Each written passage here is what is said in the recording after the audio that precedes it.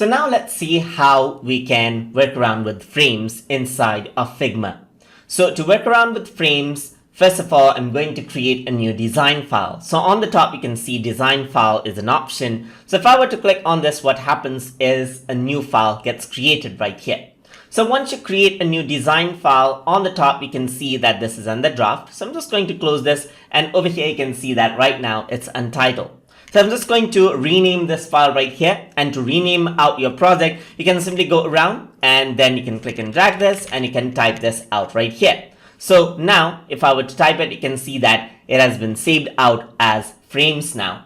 So now in order to create a new workspace, you can go around and create frames right here. And over here, you can see frames is an option.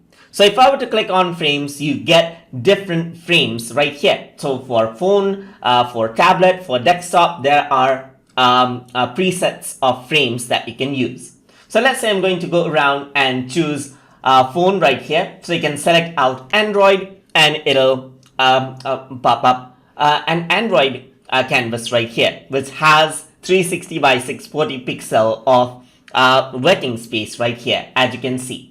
So if I were to go around right here on the top, you can see that you can also change around the frame orientation right here. You can go around and then see this out as well. You can click and drag to move around the frame to different areas of the workspace as well, as you can see right here as well.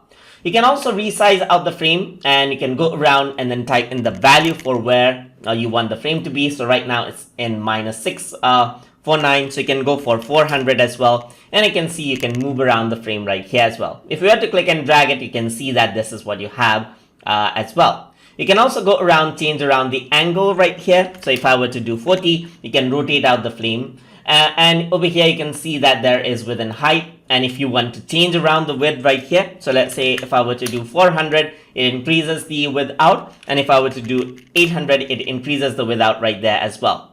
Over here, you can see that there are corner pins, and if I were to click and drag this, you can resize out the frame like this as well.